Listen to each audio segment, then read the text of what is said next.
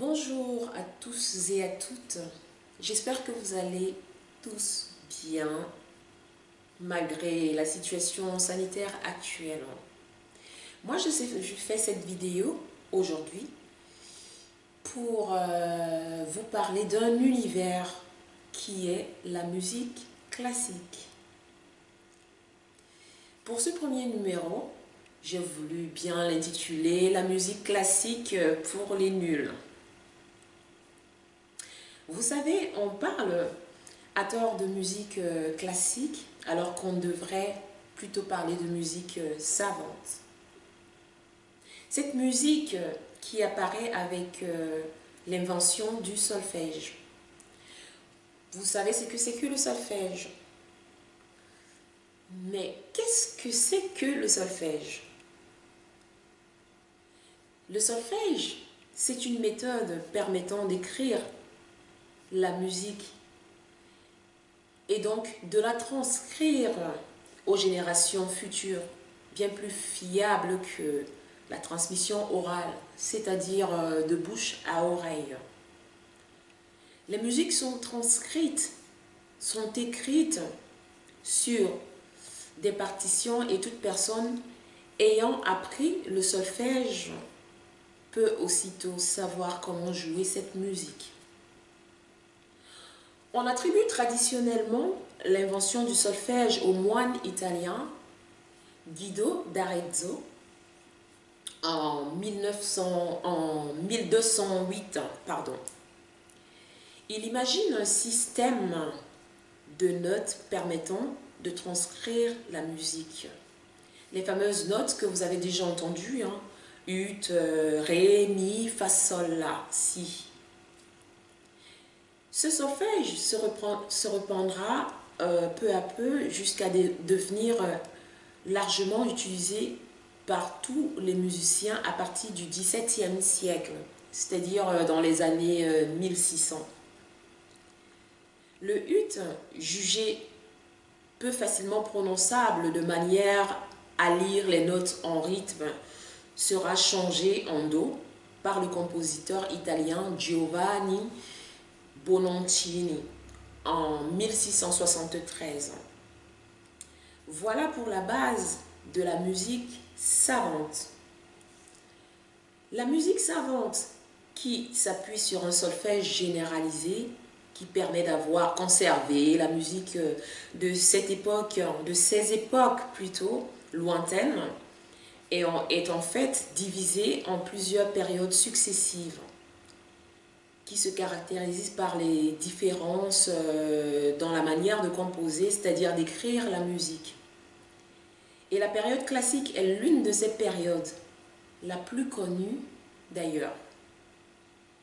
Les dates ne sont que des approximations avec des manières d'écrire la musique qui changent peu à peu et des personnalités qui innovent.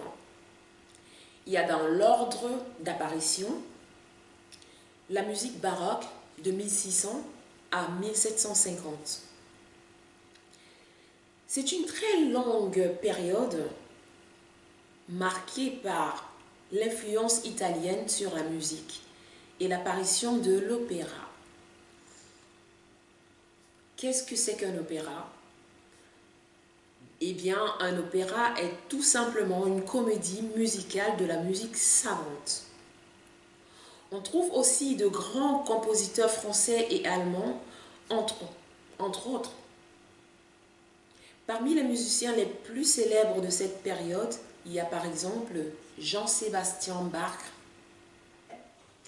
Oui, son nom est francisé, sinon c'est Johann Sebastian Bach.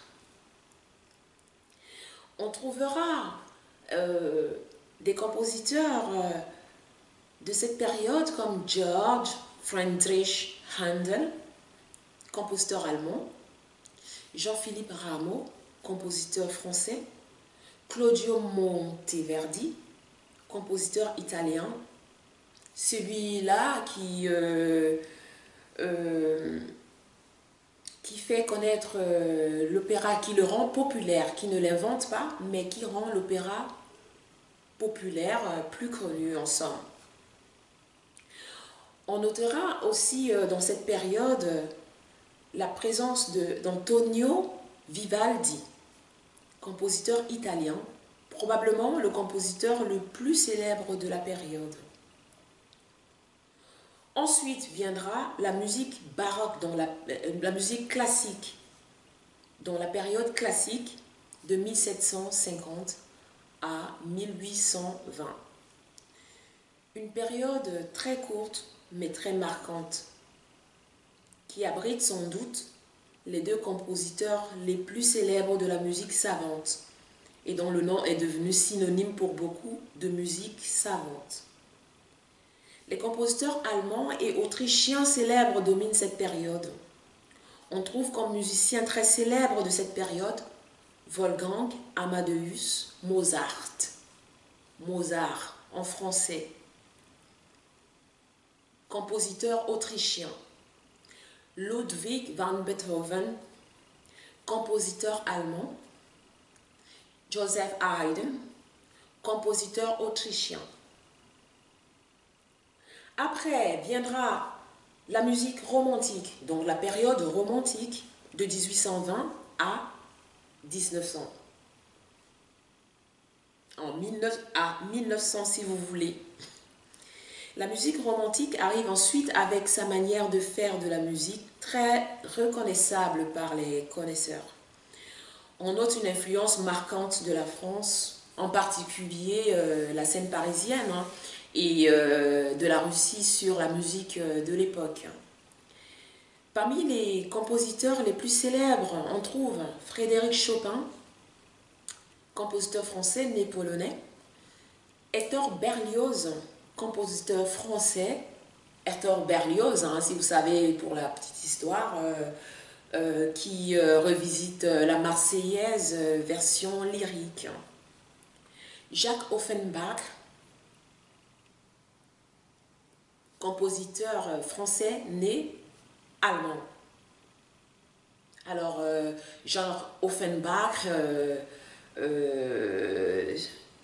lui, il est le roi, on peut le dire comme ça, sans détour, le roi de l'opéra comique. Je ne sais pas si vous connaissez les opéras d'Offenbach. La vie parisienne, la grande duchesse de Gerolstein, etc. Dans la même période, on trouvera Richard Wagner, compositeur allemand, celui qu'on a surnommé le hard rocker de la musique savante. Pas parce qu'il est un hard rocker, dans le sens propre du terme, mais c'est parce que ses compositions sont assez enjouées et même qualifiées de tellement bruyants par certaines langues.